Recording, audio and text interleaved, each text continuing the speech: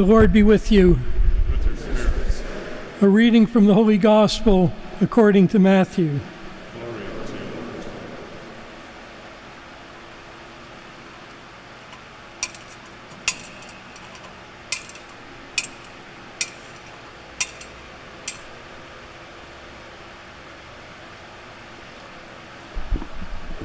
When Jesus came into the district of Caesarea Philippi, he asked his disciples, "Who do people say that the Son of Man is?"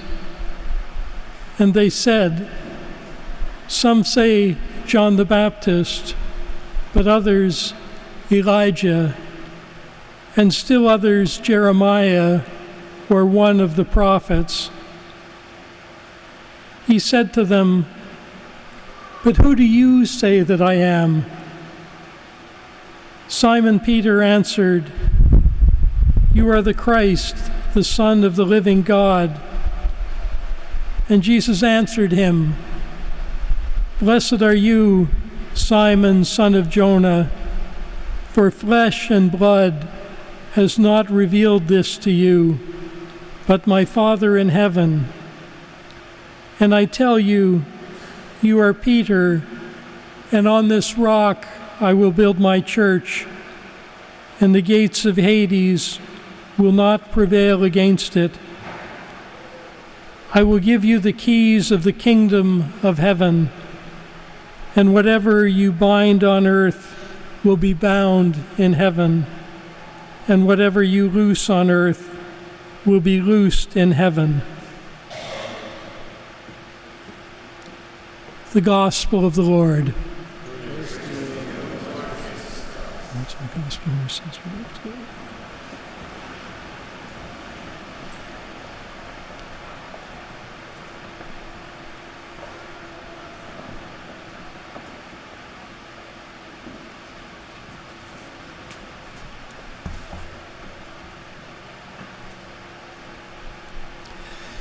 My dear brothers and sisters, all over the church today, the church celebrates the feast of these wonderful apostles who are such an example of faith for us, especially in the proclamation of faith that they make. And it's so fitting that here in our cathedral today, we celebrate the sacraments that are so closely connected to a witness to that faith and to the proclamation of that faith which will be done before us. Today, the rest of the community won't recite its creed, but those who are going to be baptized and those who are confirmed will express the creed for us and the belief, and we'll answer with them and be with them in support in what they say. But for you being baptized and confirmed today, it's a testimony that you make today, and we hear your voices, which are so important to us, and know that you have our support, and that in our hearts we're repeating and expressing the same faith that next Sunday we'll all express together when we recite the creed. So this becomes the foundation, not just of the sacraments that we receive today, but the foundation of our faith, and the foundation made so tangible in the evidence and the witness of these two remarkable apostles that are given to us, who become the foundation of our church. And we start with Paul, just very quickly with Paul, but just to see the example, this reading that's chosen for us today is just a startling example of his example, but his self-knowledge of what his life has been, of giving of himself completely to the Lord, and he describes it as a libation, the pouring out of his life in service to the Lord because of what the Lord has given to him already. And this is just something to hold in our hearts, just to remember that our life is not one that's aimed towards ease. It's one that is full of the joys and the challenges, but above all, the love that the Lord gives to us and those around us. But in the midst of those challenges, it's also a life of service for every one of us, even if that service is being called to what seems like the lowest spot that the world would see, but so precious to the Lord. Even the simple things of life become acts of service, which are so important and fundamental. And we, in some ways, give those a sanctification that the Lord does in the Holy Spirit. But for us to be attuned to what takes place in our lives, even in these little things that we'll speak of in a few minutes about confirmation and baptism, is such an example for us. The other is the example of Peter, of his expression of faith at Caesarea Philippi. When he speaks for the church, he speaks for the apostles, and he proclaims and his gift to all of us. And these, again, the foundations of all of our service, but the foundations of our proclamation of faith that will be undertaken by these young adults and those to be confirmed and baptized in just a few moments. So it's a moment of great joy for the church, but especially a moment of great joy for us here in the parish, and for the families who are so closely connected to those who are receiving sacraments today. In baptism, we're receiving the gift of being conformed to Christ and being baptized into his death and to his resurrection. And we've spoken of this all through the Easter season, of the gift that baptism is. It's the opening and the gateway for us to experience this life that Christ intends for each one of us. This becomes the path of discipleship, to pass through his death and his resurrection, which makes us disciples. And in the same way, this is confirmed and strengthened, especially at a different age in life, maybe even in youth, for those who are confirmed at a young age as well, to receive the gifts of the Holy Spirit, which will be used now for the rest of their lives, and for us who've been confirmed many years ago, to reawaken within ourselves the gifts that have been given to us many years ago.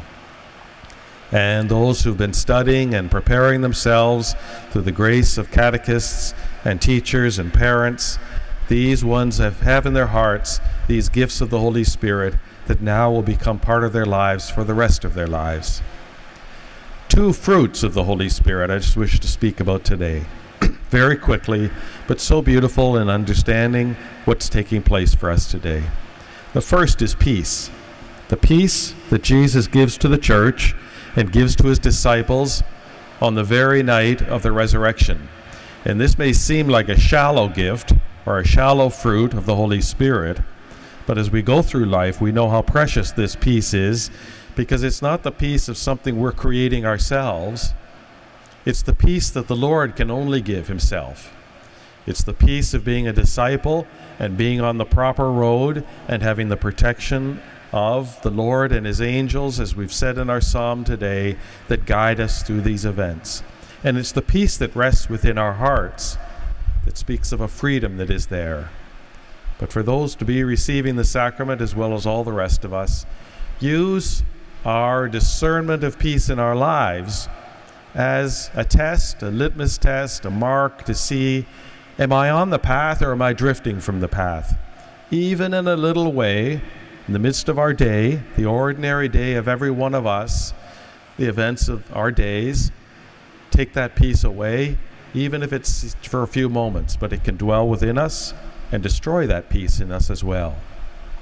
Find it again, but most importantly, find the foundation of our peace and go back to the source again, which is Christ himself.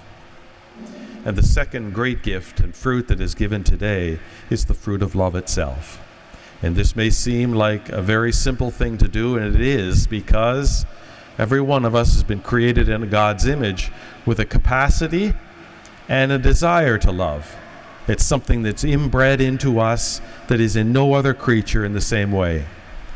We've been born and we've been created so that we can exercise this gift of love, which Christ makes so evident in our lives. And this is a love that is not one, again, created by ourselves, but is a commandment from the Lord just before his death and resurrection to all of his disciples. I give a new commandment to you now. Love one another as I have loved you. And this becomes the challenge, because I can love my brothers and sisters as I create in my heart, or as I wish, or as I find a comfort zone to be able to do so that it doesn't bother me too much. But that's not how Christ loved. And his commandment is, love one another as I have loved you. And looking to Christ, this can give us a little bit of trepidation and a little bit of sadness or daunting nature of how he loves us, because he loves us to the very end. No conditions, no end to it. even to the very point of giving his life for us in those that he loves. And this is, again, can be very daunting to us, because is the Lord commanding us to love this way? He is commanding us to love this way. But in that daunting nature, or the fear that may creep into our hearts that there's no way in the world that I can do this, we recognize his patience with all of us as he expressed his patience to his apostles and disciples, Peter and Paul, as they learned the lesson of love all through their lives. And it was a step-by-step mystery of going deeper and deeper into the mystery of what love is, and the mystery of what it means to give completely of myself for the one who's been given to me in this life, in marriage or in any other strong, important relationship especially, and in the priesthood and religious life for the entire community. Giving of ourselves entirely to the very end for Christ and for our brothers and sisters. And it is in this we know instinctively that is the only thing that brings us peace and joy in our lives. Emptying ourselves so that when we're empty, we're filled up with Christ himself. And this is the guarantee that he gives to us. This becomes the lesson of life. Be very patient with yourselves as Christ is patient with all of us. But he leads us always step by step. And the key is not to stall, but to always keep moving forward and knowing he's opening a door, and he's opening an aspect of our lives that he wishes us to enter in and to allow his grace to conquer, so that we can give the next step of giving of ourselves, all the way to the point where Paul knows at the end of his life, he can feel the strength seeping out of him from all of his sufferings for Christ. Now he knows he has poured out his life as a libation for the Lord.